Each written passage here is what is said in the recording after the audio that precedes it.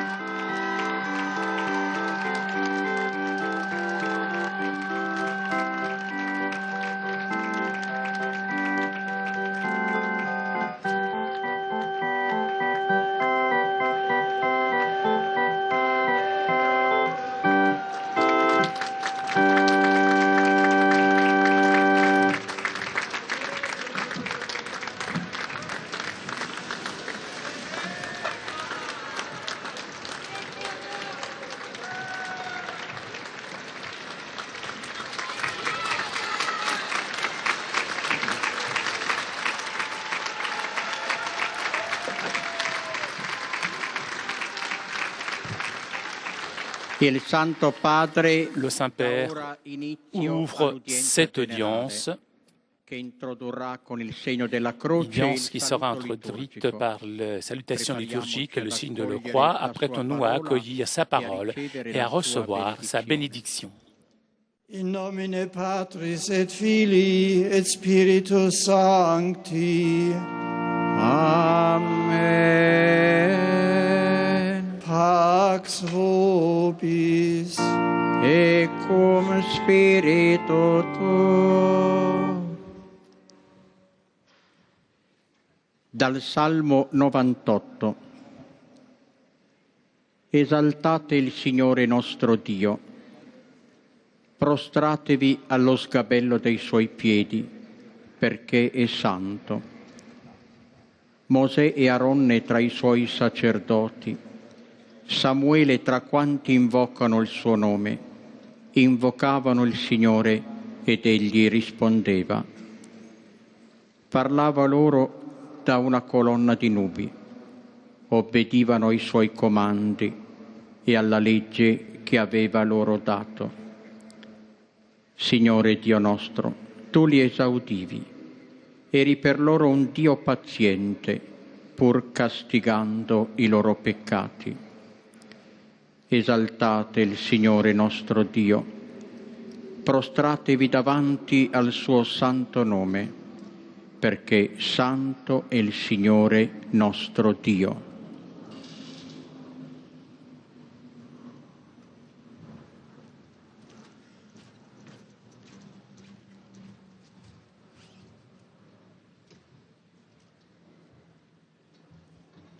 Du psaume 98.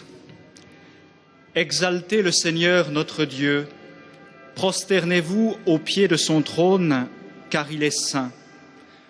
Moïse et le prêtre Aaron, Samuel le suppliant, tous, ils suppliaient le Seigneur et lui leur répondait.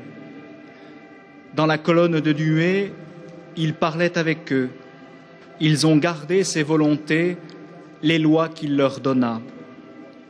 Seigneur notre Dieu, tu leur as répondu, avec eux tu restais un Dieu patient, mais tu les punissais pour leurs fautes.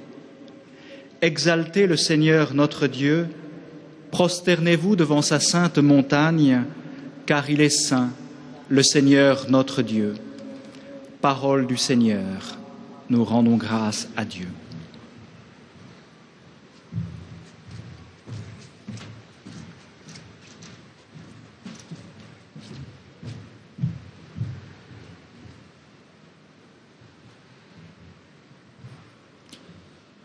From Psalm 99. Extol the Lord our God. Worship at his footstool. Holy is he. Moses and Aaron were among his priests. Samuel also was among those who called on his name. They cried to the Lord, and he answered them. He spoke to them in the pillar of cloud. They kept his testimonies and the statutes that he gave them. O Lord our God, thou didst answer them.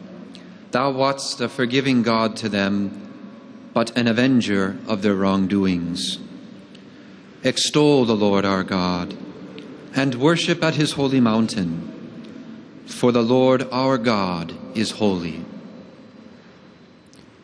The word of the Lord.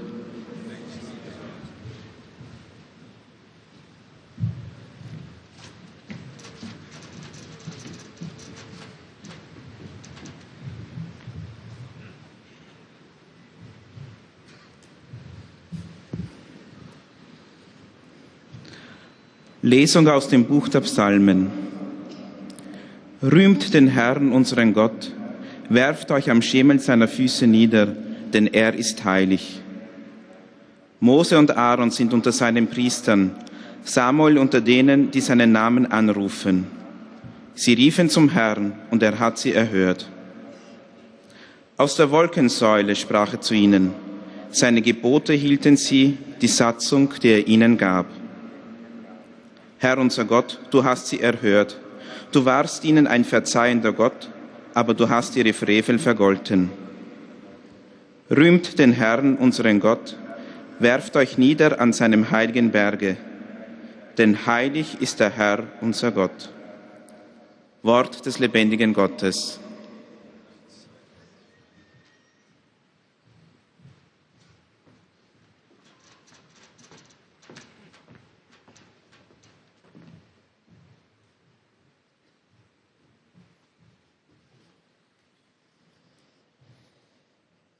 Lectura del Salmo 98.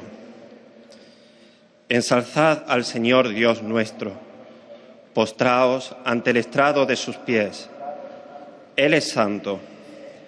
Moisés y Aarón con sus sacerdotes, Samuel con los que invocan su nombre, invocaban el nombre del Señor y Él respondía. Dios les hablaba desde la columna de nube. Oyeron sus mandatos y la ley que les dio. Señor, Dios nuestro, tú les respondías. Tú eras para ellos un Dios de perdón y un Dios vengador de sus maldades. Ensalzad al Señor Dios nuestro, postraos ante su monte santo. Santo es el Señor, nuestro Dios. Palabra de Dios.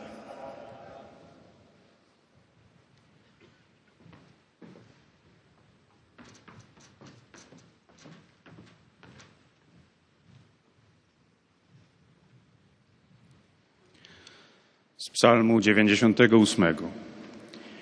Wysławiajcie Pana, Boga naszego, oddajcie pokłon u podnóżka stóp Jego.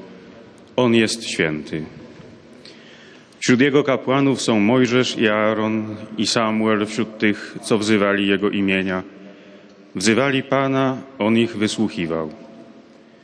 Przemawiał do nich w słupie obłoku, słyszeli Jego zlecenia i przykazania, które im nadał.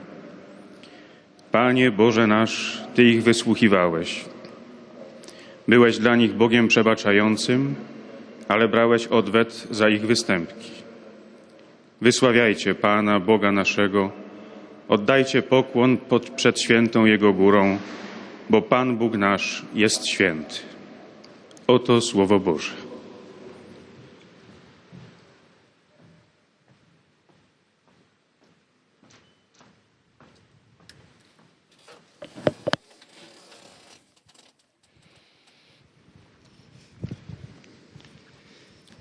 Cari fratelli e sorelle, oggi vorrei parlare J'évoque su un aujourd'hui notevole pensatore dell'Occidente d'un cristiano, penseur important de l'Occident chrétien, Jean Scott le Eriugena, cui origini però dont les sono origines oscure. sont Proveniva obscures. certamente dall'Irlanda, Il est né dove era probablement en nato all'inizio Irlande, où il dell'Ottocento. était né au début de l'année Ma non 800. sappiamo quando abbia Mais lasciato la sua nous ne savons isola pas quand il a per quitté son attraversare la île Manica pour traverser la ed Manche entrare così a et far rentrer parte donc pienamente ainsi à faire part di quel mondo pleinement de ce culturale monde che stava culturel rinascendo intorno qui était en train de ai renaître autour des et in Carolingiens particolare intorno et a tout Carlo il particulièrement Calvo autour de Charles nella le Francia Chauve del IX dans la secolo. France du IXe siècle.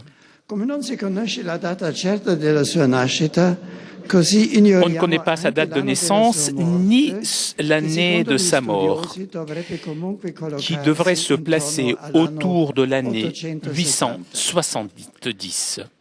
Giovanni Scotto Eriugena aveva una Jean cultura Scott Eriugena avait une sia culture greca patristique aussi bien che grecque latina que di prima latine. mano, cioè conosceva Il realmente connaissait gli scritti réellement dei les padri écritures, les latini écrits des e pères, greci.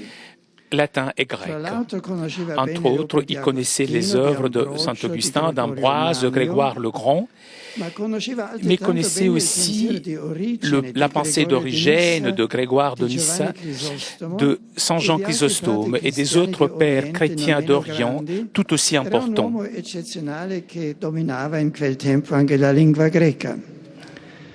Il Il démontra une attention très importante pour Saint Maxime le Confesseur et surtout pour Dionys l'Aréopage. Sur ce pseudonyme se cachait un écrivain ecclésiastique du 5e siècle de Syrie, Ma tutto il Medioevo, dans tout le così Moyen anche Âge, il nostro Giovanni fu convinto il faut persuader que cet auteur serait identique à un disciple de Saint Paul, duquel l'on parle dans les Actes des Apôtres. Scott Origène, qui persuadé de cette qualifier cet auteur comme un auteur divin par excellence. Et donc, ses écrits furent une source très importante de sa pensée. Il traduisit en latin ses œuvres et le grand théologie médiévale ont connu ses œuvres grâce à cette traduction. Se dédia pendant toute sa vie à approfondir et développer sa pensée au puissant de ses écrits, au point qu'encore aujourd'hui, il est parfois difficile de distinguer où nous avons affaire à la pensée de Scott Origène et où il ne fait rien d'autre que reproposer la pensée de Pseudo-Dionys. En réalité, le travail théologique de Jean Scott n'eut pas une grande chance. Le développement de la pensée chrétienne occidentale prit des chemins différents. Même une censure de la part de l'autorité ecclésiastique mettait des ombres sur sa figure. En réalité, Jean Scott représente un platonisme radical qui parfois semble s'approcher à une vision panthéiste, même si ses intentions personnelles étaient toujours orthodoxes. De cet auteur sont arrivées des œuvres, parmi lesquelles il faut rappeler tout particulièrement le traité sur la division de la nature et les expositions sur la hiérarchie céleste de Saint Dionys. Là, il développe des réflexions théologiques et spirituelles importantes qui pourraient suggérer des approfondissements intéressants même aux théologiens d'aujourd'hui. Je pense par exemple à ce qu'il a écrit sur le devoir d'exercer un discernement approprié sur ce qui est présenté comme autorité vraie, ou alors sur l'engagement de continuer de chercher la vérité jusqu'à arriver à une expérience dans l'adoration silencieuse de Dieu. Notre auteur dit aussi notre salut commence avec la foi. Il parlait de Dieu. Nous ne pouvons pas parler de Dieu en partant de nos inventions, mais de ce que dit Dieu sur lui-même dans les Écritures. Mais parce que Dieu dit seulement Dieu, la vérité, il est persuadé que l'autorité et la raison ne peuvent jamais être en opposition l'un à l'autre. Il est persuadé que la véritable religion et la véritable philosophie coïncident.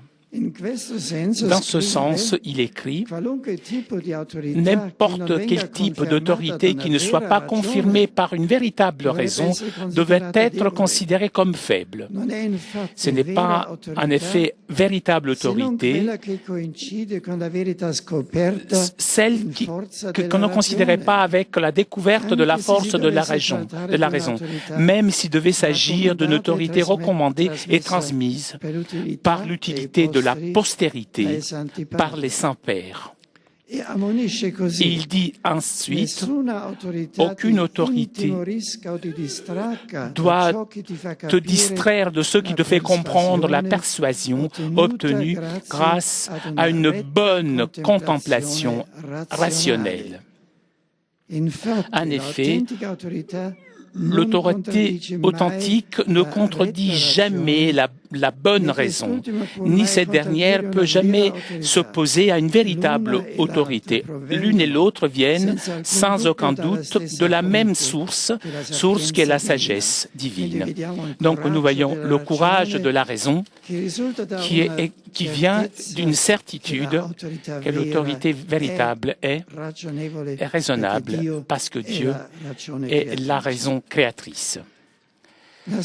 L'Écriture elle-même n'échappe pas, d'après Origène, à la nécessité d'être approchée en utilisant le même critère de discernement. L'Écriture, en effet, dit, en proposant de nouveau une réflexion qui était déjà présente à Saint Jean Chrysostome, même en venant de Dieu, n'aurait pas été nécessaire si l'homme n'avait pas péché. On doit donc déduire que l'Écriture fut donnée de Dieu avec une intention pédagogique et par condescendance, afin que l'homme pût rappeler tout ce qui lui avait été gravé dans le cœur depuis sa création à l'image et ressemblance de Dieu, et que la chute originelle lui avait fait oublier. Il écrit Origène dans l'Expositionis. Ce n'est pas l'homme qui a été créé par l'Écriture, de laquelle n'aurait pas eu besoin s'il n'avait pas péché. Mais c'est plutôt l'Écriture, mélange de doctrine et de symboles, qui a été donnée pour l'homme. Grâce à l'Écriture, en effet, notre nature rationnelle peut être introduite dans les secrets de l'authentique et pure contemplation de Dieu. La parole des Écritures purifie notre raison, un peu aveugle, et nous aide de revenir au souvenir de ce que, comme image de Dieu, nous portons dans notre cœur. Ils viennent donc, découlent quelques conséquences de la façon d'interpréter l'Écriture, conséquences qui peuvent être montrées encore aujourd'hui le bon chemin pour une bonne interprétation des Écritures. Il s'agit en effet de découvrir le sens caché dans le texte sacré, et cela suppose un exercice particulier intérieur grâce auquel la raison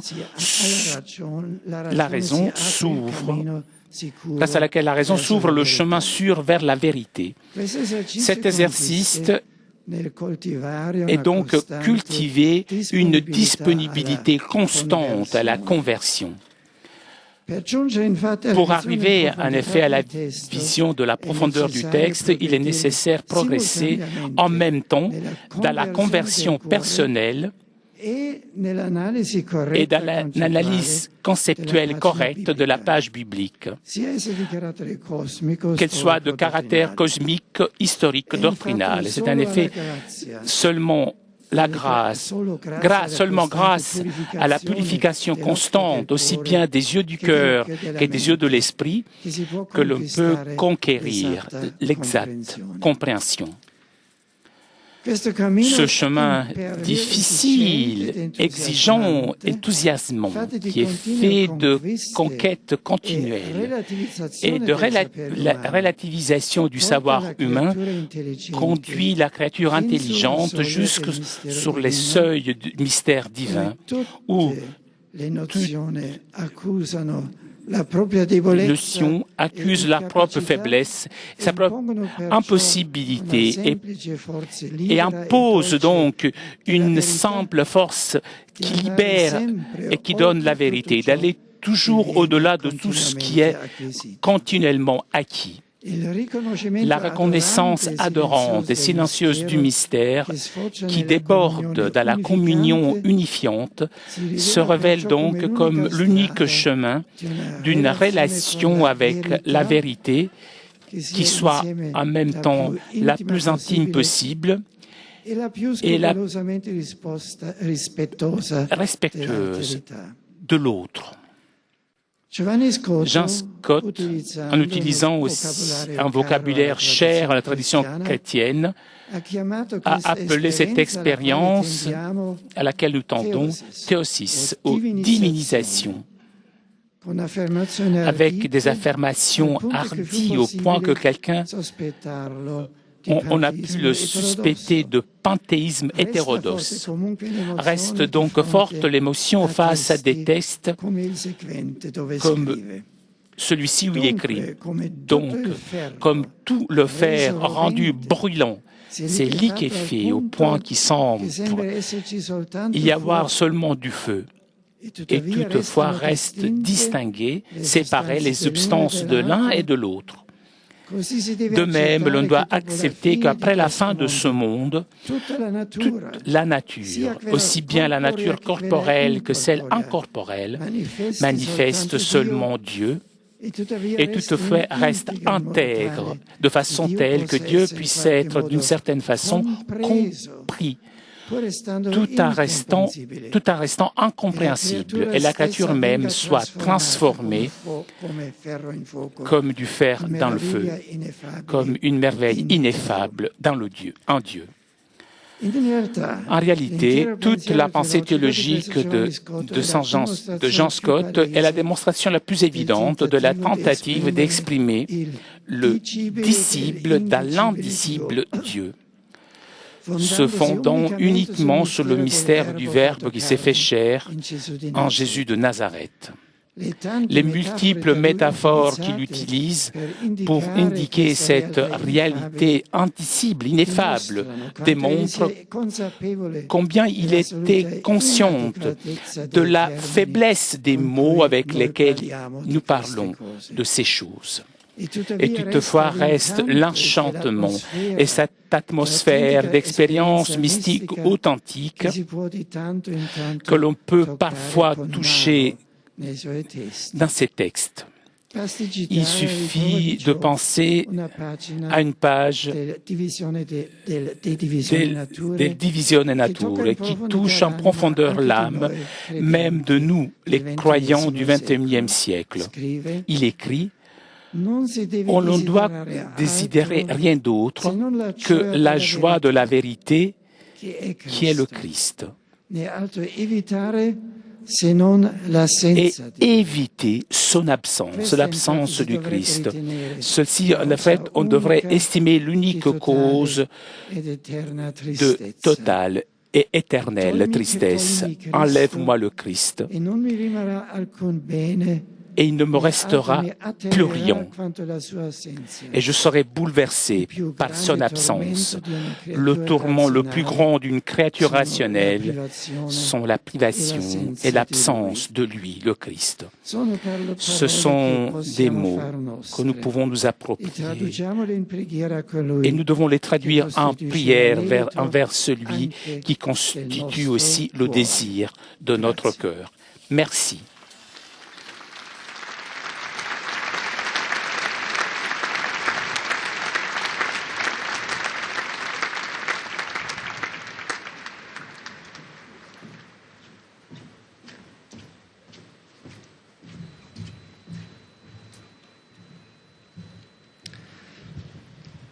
Très Saint-Père, les pèlerins de langue française sont heureux de vous exprimer leurs sentiments respectueux et leur filial attachement.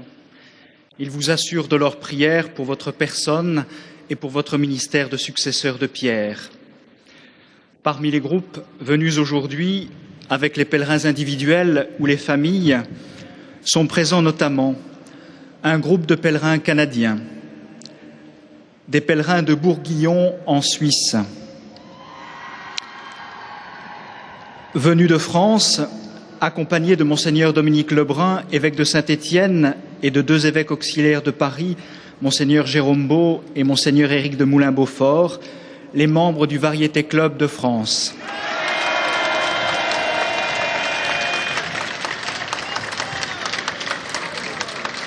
Les membres des écoles de formation du mouvement Jeunesse Lumière.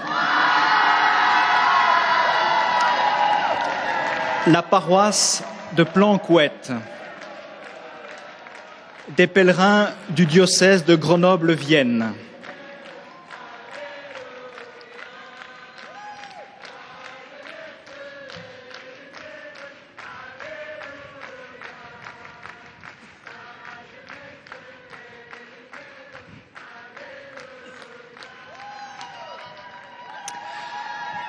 À la fin de cette audience, nous chanterons le Notre Père en latin que vous pouvez trouver au verso de votre billet d'audience, puis le Saint-Père donnera la bénédiction apostolique.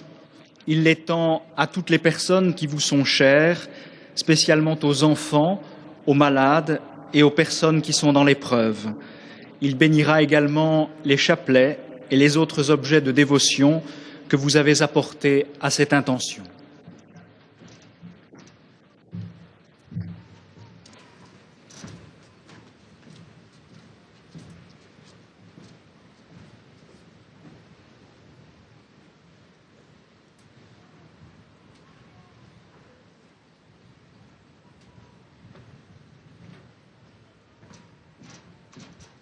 Chers frères et sœurs, j'évoque aujourd'hui pour vous un penseur important de l'Occident chrétien, Jean Scoërigen. Probablement né en Irlande au tout début du IXe siècle, il rejoint le continent où il va prendre part, dans la France de Charles Jove, au mouvement de la Renaissance carolingienne. Jean Scoërigen se distinguait par une grande connaissance des pères de l'Église, aussi bien latin que grec, avec une prédilection particulière pour le pseudodénie, dont il cherchera à prolonger les intuitions. Sa théologie est tout entière tendue vers un au-delà d'elle-même, où l'effort conceptuel trouve sa récompense et ses limites, la contemplation et l'adoration silencieuse de Dieu. Si sa pensée n'a pas fait école, elle offre néanmoins encore aujourd'hui d'intéressantes perspectives, en particulier pour la lecture de l'Écriture sainte. Celle-ci, rappelle-t-il, a été donnée par miséricorde à l'homme consécutivement au péché, afin que l'homme puisse retrouver tout ce qui était inscrit en son cœur au moment de sa création à l'image et à la ressemblance de Dieu. Cela signifie qu'il ne peut y avoir de compréhension de la parole de Dieu sans à la fois une analyse rigoureuse du texte biblique et une disponibilité permanente à la conversion. La clairvoyance de l'intelligence ne peut pas jamais séparer de la purification du cœur. Je suis heureux de souhaiter la bienvenue aux pèlerins francophones. J'adresse un cordial salut aux nombreux membres du Variété Club de France et aux évêques qui les accompagnent, ainsi qu'aux pèlerins canadiens, suisses et français. Que l'Esprit Saint donne à chacun le désir de toujours chercher le Christ et la grâce de le découvrir, présent dans la création et dans vos frères. Bon pèlerinage à tous!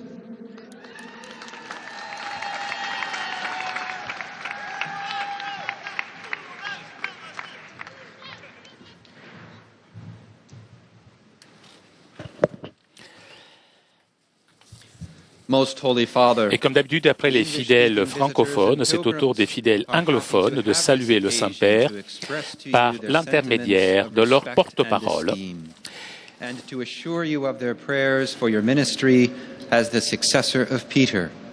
Et l'on présente maintenant les différents groupes présents aujourd'hui. From England, the St. Cuthbert Society Choir, Durham. From Scotland, pupils and staff from St. Mungo's Academy.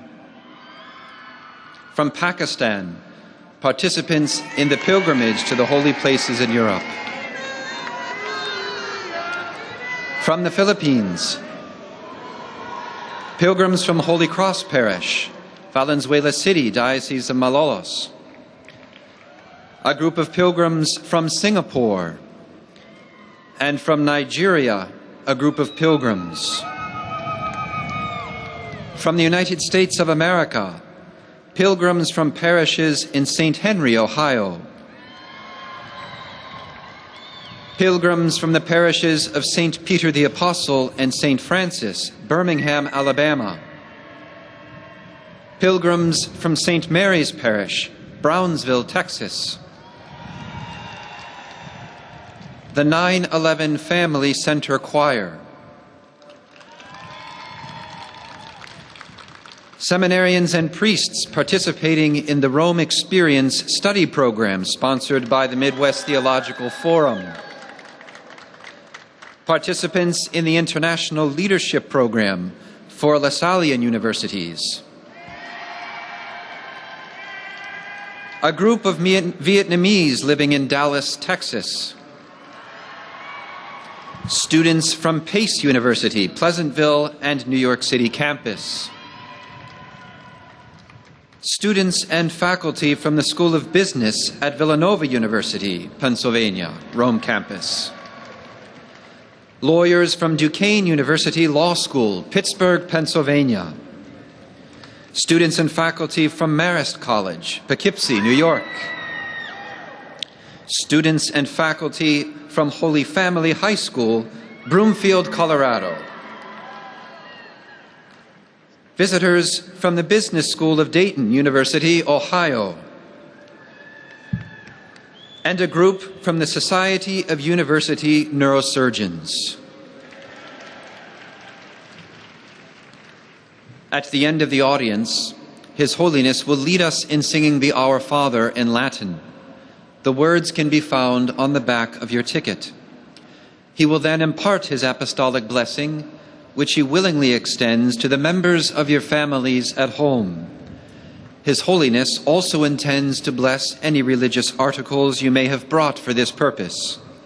And in a special way, his blessing goes to your children and your loved ones who are sick.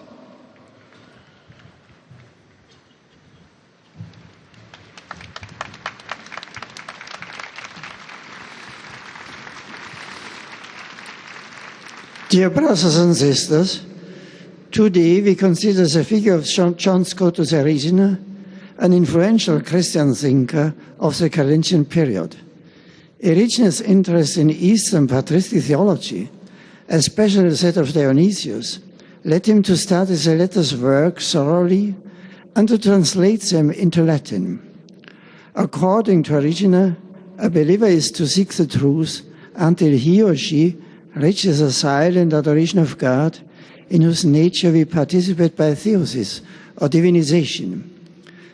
Since this experience can never be expressed fully in words, his theology proceeds by apophasis, that is, by asserting primarily what God is not.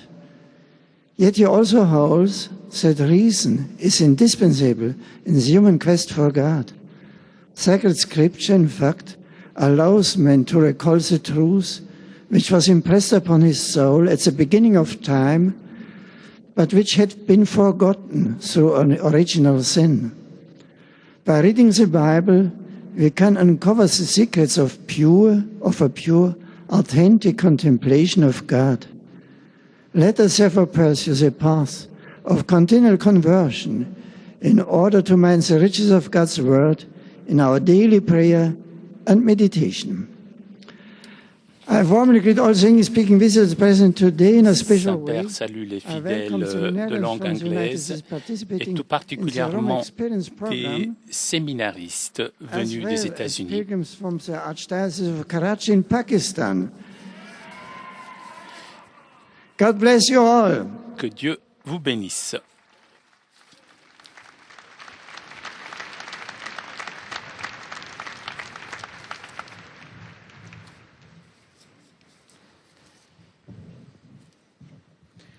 Heiliger Vater, die Pilger und Besucher Et nous arrivons maintenant aux salutations des fidèles germanophones présents à cette audience. Dankbarkeit und Verehrung. Sie versichern Sie zugleich Ihres besonderen Gebetsgedenkens für den apostolischen Dienst als Hirte der universalen Kirche. Neben zahlreichen Einzelpilgern sind heute folgende Gruppen gemeldet. Aus der Bundesrepublik Deutschland Pilgergruppen aus den Pfarrgemeinden St. Maria Magdalena Ebelsbach, St. Martin Hutturm, St. Lorenz Kempten, St. Ottilia Kerkingen, St. Vitus Löningen, St. Konrad Regensburg und St. Jakobus Rötlein. Ferner Pilgergruppen aus dem Erzbistum Köln und aus dem Erzbistum Paderborn. Sowie Pilgergruppen aus folgenden Orten: Bad Godesberg, Erpolsheim, Jülich, Düren, Aachen und Köln, Kaufbeuren, Furtwangen und Schwäbisch Gmünd, aus Metten und Umgebung, aus Mudau und Umgebung sowie aus München, aus Oberschleißheim, Prüm, Ratzeburg und Titzrödingen. Eine Gruppe des Bonifatiusklosters Hünfeld, Katholisches Kreisbildungswerk St. Johannes Neumarkt. Der Shantychor der Wasserschutzpolizei Nürnberg zusammen mit dem Kinder- und Jugendchor Mindelstetten.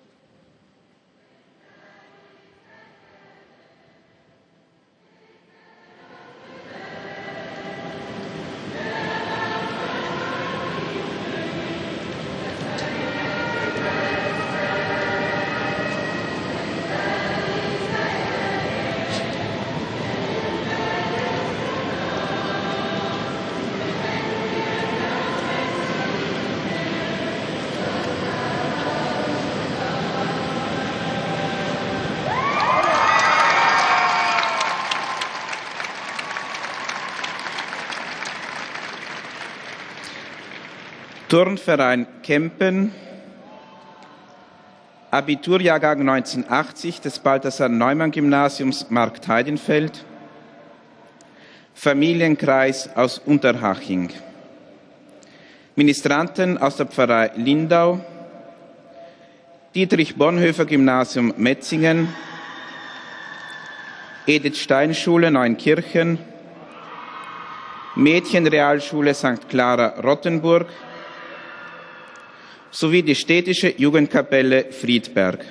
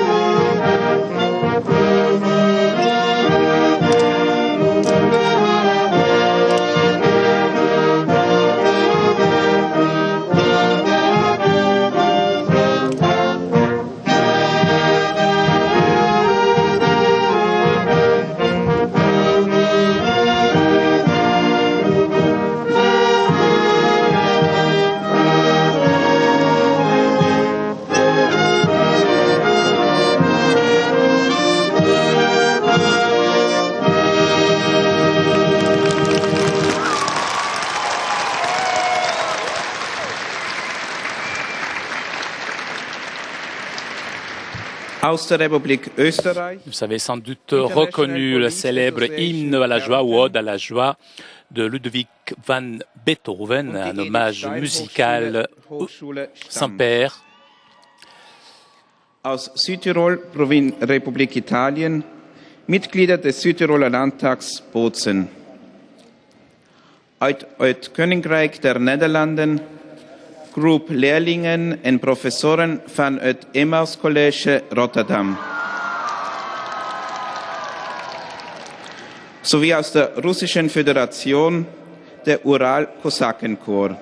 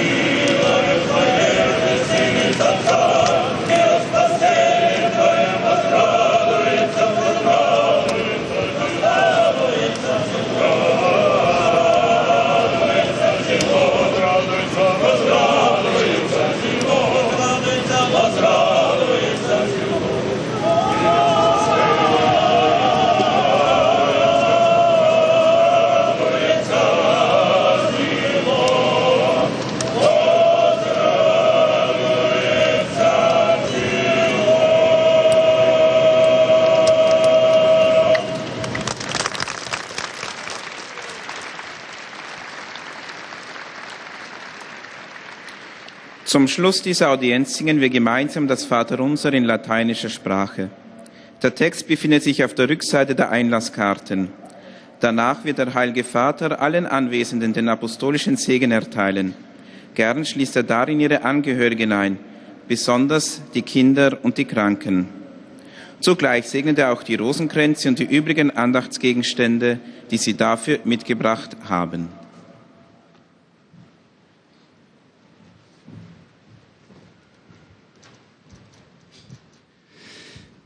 Liebe Brüder und Schwestern, zu den wichtigen Denkern der karolingischen Zeit, 9. Jahrhundert, zählt Johannes Cotto-Serjugena. Die genauen Lebensdaten dieses irischen Gelehrten, der vor allem unter Karl dem Kahlen am Hof des Westfränkischen Reiches wirkte, sind nicht bekannt. Vermutlich ist er um das Jahr 870 gestorben. Johannes Cotto-Serjugena kannte die griechischen und lateinischen Väter aus erster Hand.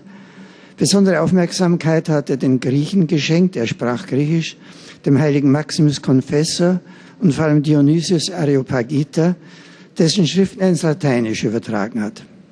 In seinem Hauptwerk Die Divisione Naturae zeigt er die Widerspruchslosigkeit von wahrer Autorität und Vernunft auf, die ja beide aus derselben Quelle hervorgehen, nämlich der göttlichen Weisheit.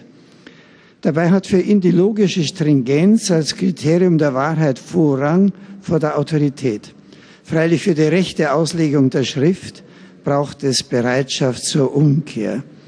Um zum tieferen Verständnis des Textes zu gelangen, sind gleichzeitig Fortschritt in der persönlichen Bekehrung und in der begrifflichen Analyse vonnöten, die fortwährende Reinigung der Augen des Herzens und des Geistes. Er vertritt eine sogenannte apophatische Theologie, das heißt, über Gott können wir besser sagen, was er nicht ist, als was er ist. Und so führt die Suche nach der Wahrheit schließlich zu einem betenden und schweigenden Erkennen des Geheimnisses Gottes. Diese Erfahrung, in der der Mensch gleichsam in das Feuer Gottes hineintritt, nannte er Theosis, Vergöttlichung. Manche seiner Intuitionen, die den Ideen griechischer Autoren entnommen sind, sind dann später von den großen Mystikern, besonders von Meister Eckhart in Köln im 13. Jahrhundert, aufgegriffen worden. Gern heiße ich die Pilger und Besucher aus den Ländern deutscher Sprache und aus den Niederlanden willkommen. Saint-Père salue les fidèles venus d'Allemagne et des Pays-Bas. Wenn er schreibt, nichts anderes wünsche ich als die Freude der Wahrheit, die Christus ist. Wenn du mir Christus nimmst, bleibt mir nichts Gutes mehr und nichts anderes fürchte ich als sein Fehlen. Der Herr schenke uns allen seine Gnade. Un mot de Jean Scott Origen peut nous accompagner comme une prière. Je ne veux rien d'autre que la joie et la vérité, le Christ.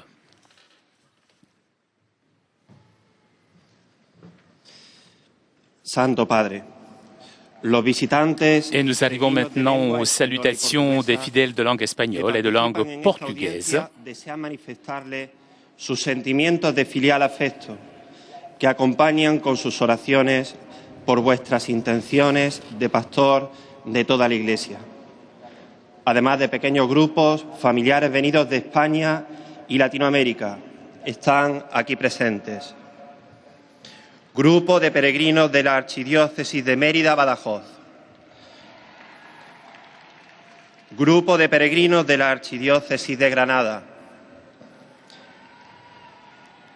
Parroquia de la Inmaculada Concepción de Alhama de Murcia y Parroquia San Francisco Javier de San Antón, Murcia. Parroquia Sagrado Corazón de Jesús de Pamplona.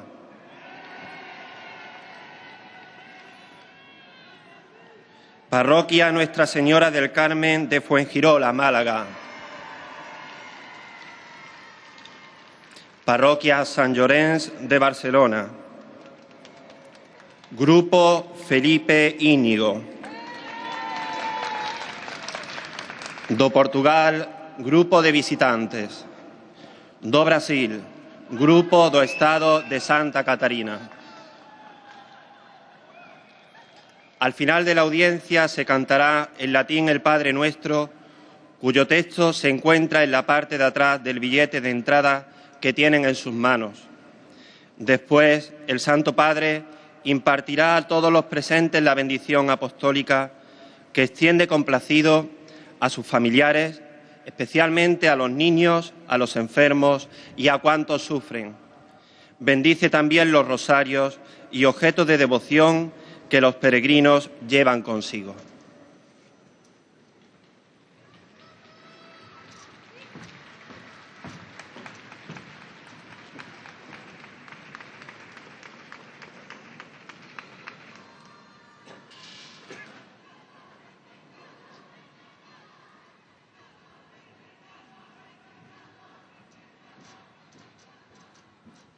Queridos hermanos y hermanas, Juan Escoto Eriúgena fue un destacado filósofo del Renacimiento carolingio. Poco o nada se sabe de su origen, excepto que nació en torno al año 800 en Irlanda.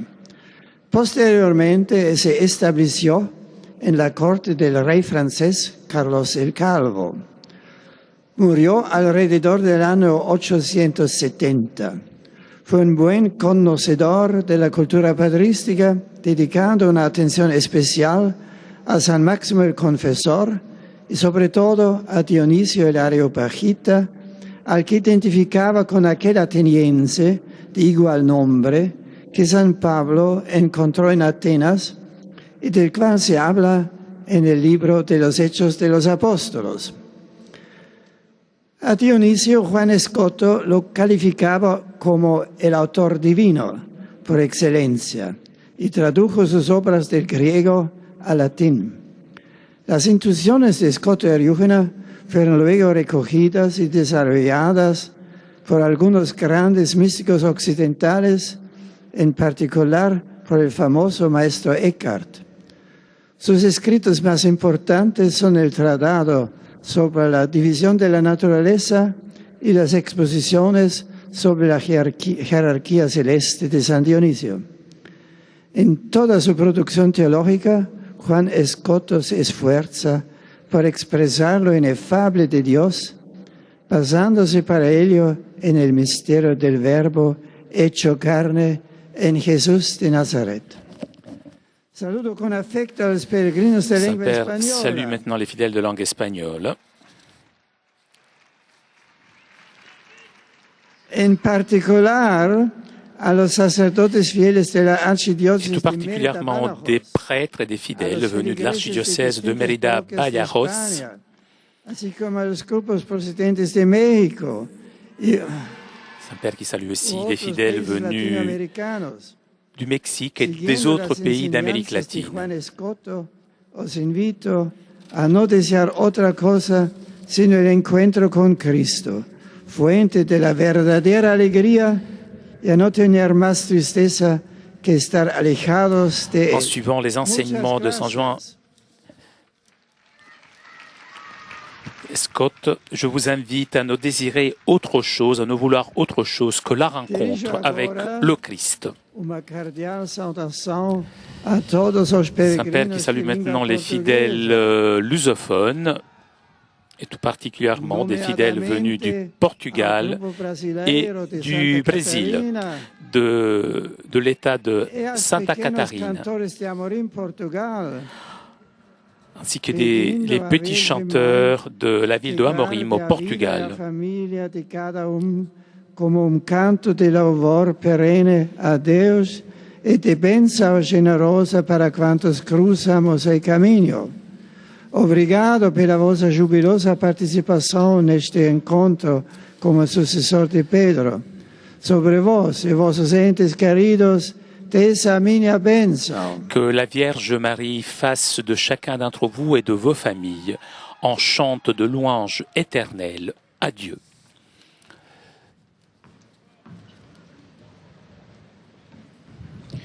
Et nous arrivons maintenant aux salutations des fidèles polonais présents aujourd'hui à cette audience. Oraz zapewnić o swej gorącej modlitwie we wszystkich intencjach związanych z posługą następcy Piotra. Pośród pielgrzymów są dziś obecni parafie Złowicza i Skierniewic w ramach pielgrzymki dziękczynnej z okazji 10. rocznicy wizyty Jana Pawła II. Pielgrzymi z parafii świętego Klemensa w Zawoi. Grupa Polaków z Grodna. Pielgrzymi z Nowej Sarzyny. Młodzież gimnazjalna ze Słupska i Ustki. Szkolne koło Caritas przy specjalnym ośrodku szkolno-wychowawczym nr 1 z Przemyśla. Nauczyciele i młodzież Liceum imienia Stefana Żeromskiego z Darłowa. Zakład Opieki Zdrowotnej z Kołbieli. Pracowniki Ceramiki Paradyż z Opoczna i Tomaszowa Mazowieckiego. Elektrownia Opole. Firma Niki z Opola. Grupa turystyczna Rainbow. Oraz pielgrzymi indywidualni z kraju i z zagranicy. Na zakończenie audiencji zaśpiewamy wspólnie modlitwę Ojcze Nasz po łacinie. Jej tekst znajduje się na odwrocie kart wstępu. Następnie Ojciec Święty udzieli wszystkim tu obecnym swojego błogosławieństwa, obejmując nim również naszych najbliższych, ludzi dotkniętych cierpieniem, dzieci, młodzież. Pobłogosławi też różańce oraz inne przedmioty kultu, jakie pielgrzymi przynieśli ze sobą. Jan Szkot Eriugena, któremu Ojciec Święty dedykował dzisiejszą katechezę, urodził się w Irlandii na początku IX wieku.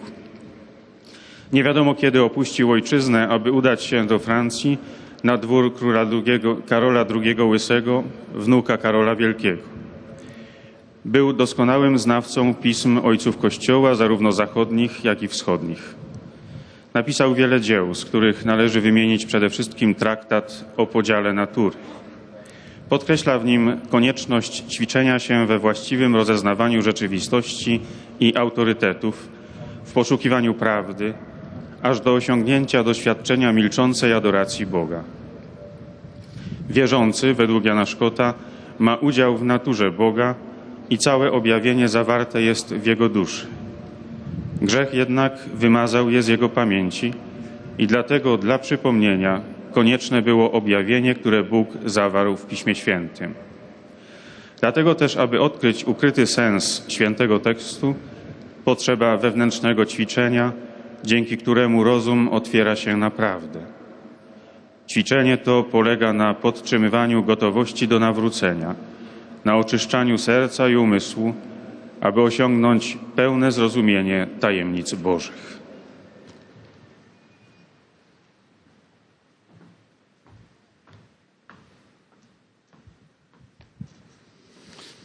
Pozdrawiam wszystkich Polaków. Je salue tous les Polonais.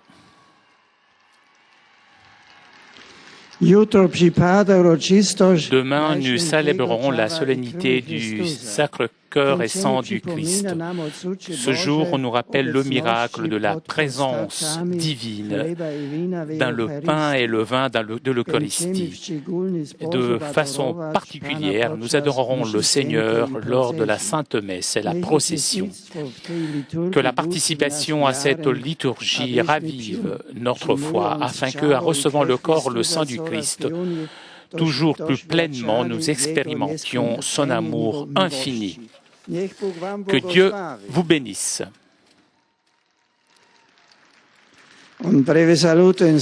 Des salutations en slovaque. J'adresse mes salutations aux pèlerins venus de différentes villes de Slovaquie. Et je salue tout particulièrement l'école primaire et la Schola Cantorum Jean-Paul II de Bratislava.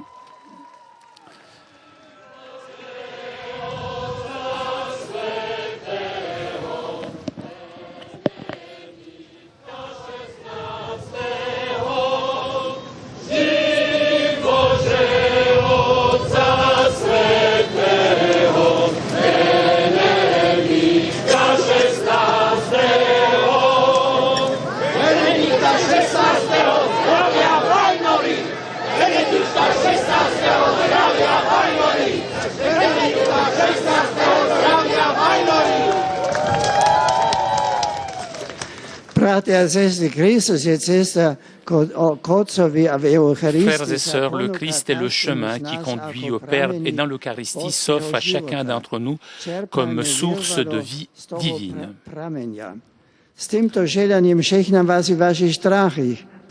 Bien volontiers, je vous bénis, vous et vos proches.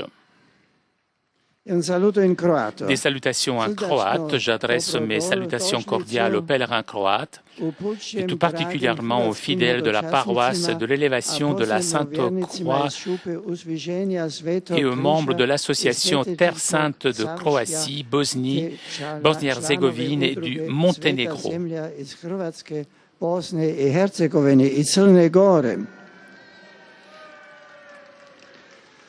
La participation à la célébration eucharistique vous donne la force et le courage dans votre vie.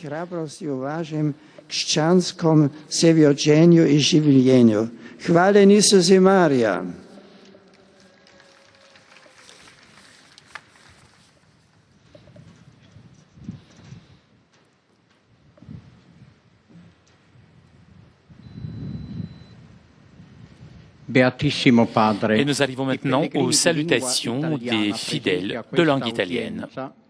Vi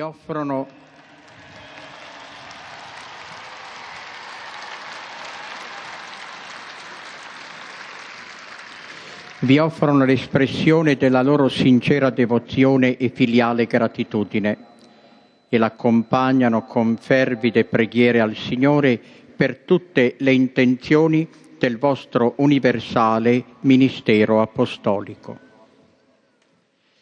Da diversi paesi sono presenti partecipanti all'incontro promosso dal movimento dei focolari. De différents pays présents des fidèles qui participent à une rencontre organisée par le mouvement des Focolari et a signalé aussi la présence aujourd'hui des prêtres venus du diocèse de Padoue.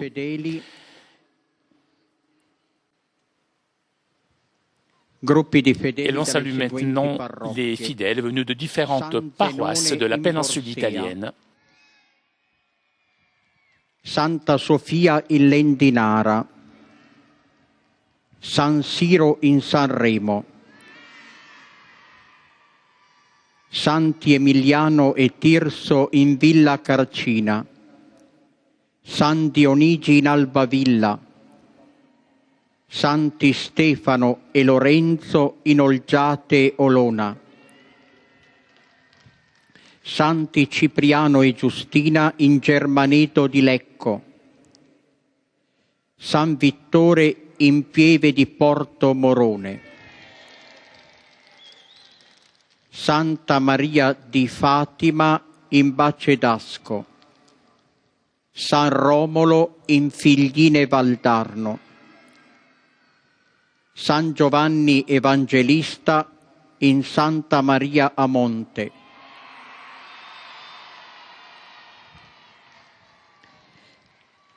San Nicolò in Soci, San Giorgio e Santa Cristina in Bolsena, Santa Maria Assunta in Fratta Todina, San Matteo in Montenero di Bisaccia, Santa Vittoria in Poggio Sannita con il Vescovo, Sua Eccellenza Monsignor Domenico Scotti, Madonna del Carmine in Altamura, Immacolata Concezione in Fratta Maggiore, Santi Pietro e Paolo in Oppido Lucano, San Paolo in Rende, Santa Maria Assunta in Deglia Nuova, Maria Santissima Annunziata in Bellantone, Parrocchia San Giacomo e Vicariato di Lusiana, Madonna della Neve in Frosinone, Vicariato di Lugomonte Pisano, Unità Pastorale Valtidone, Madonna della Neve in Frosinone, Cattedrale di Sarsina,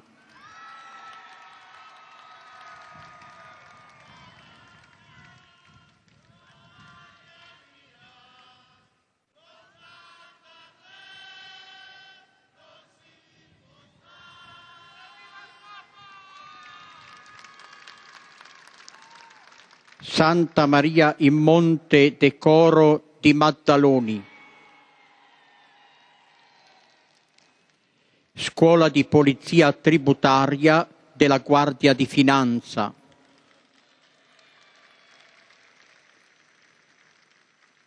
Gruppo della Casa Circondariale di Monza, Comitato Pellegrinaggio Macerata Loreto,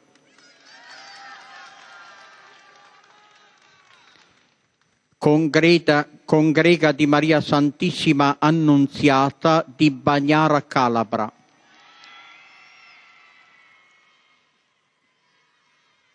Associazione Nazionale Polizia di Stato di Città di Castello, Bambini della Prima Comunione della Diocesi di Castellaneta con il Vescovo, Sua Eccellenza Monsignor Pietro Fragnelli. Associazione Anteas di Castelbuono, Associazione Figli della Chiesa, Unione Diocesana Sacristi di Udine, Accademia Leonardo da Vinci di Roma, Azienda Ospedaliera Policlinico Umberto I di Roma, Gruppo Operatori Sanitari di Napoli, Gruppo dell'Unitalsi di Acireale, Centro Volontari della Sofferenza di Mantova, Soci del Rotary Club di Genova, Soci del Motoclub di Alessandria e di Castellazzo Bormida, Scuola De Gasperi di Corato, Scuola Santa Maria di Grottamare, Scuola Falcone di Conversano, Istituto Orsoline di Benevento, Associazione Nazionale Polizia di Stato di Città di Castello, gruppi di fedeli da Monteforte Irpino e da Procida, coppie di sposi novelli.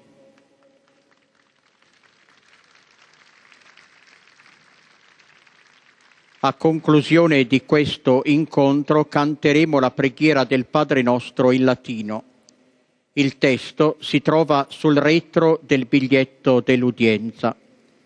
Terminato il canto, il Santo Padre impartirà ai presenti la benedizione apostolica, estensibile a tutte le persone care, in modo speciale ai bambini, ai malati, ai sofferenti, e benedirà anche i rosari e gli oggetti di devozione che ciascuno porta con sé.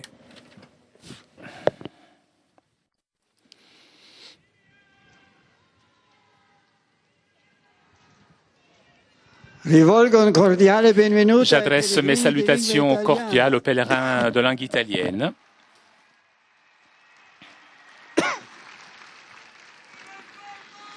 Je salue tout particulièrement les prêtres du diocèse de Padoue et je les assure de ma prière afin que leur ministère soit spirituellement fécond.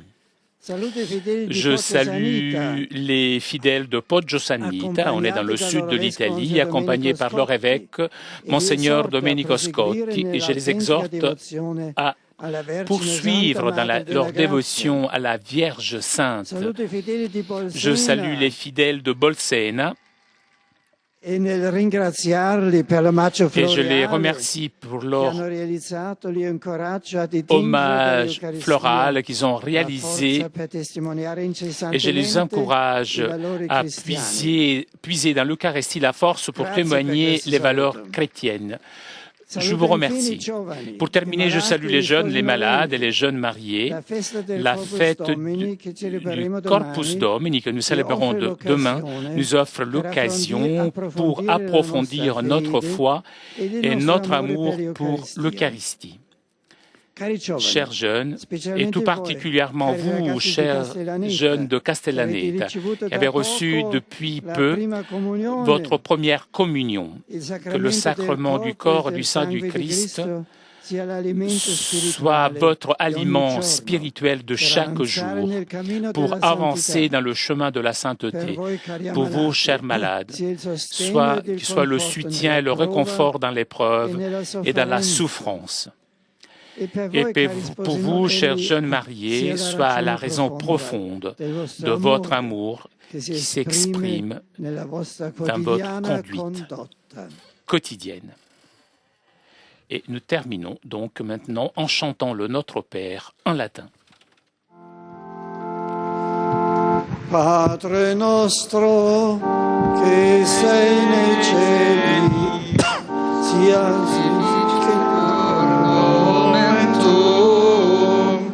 adveniat regnum tuum, fiat voluntas tua, sicur in cielo et in terra. Panem nostrum quotidianum da nobis hodie, et dimitte nobis debita nostra, sicut et nos dimittimus debitoribus nostris, et ne nos inducas in tentationem, sed libera nos a malo. Sit nomen Domini benedictum, ex hoc nunc et usque in seculum, adiutorium nostrum in nomine Domini, mi fecit cerum et terra, benedicat vos omnipotens Deus, Pater et Filius et Spiritus Sanctus.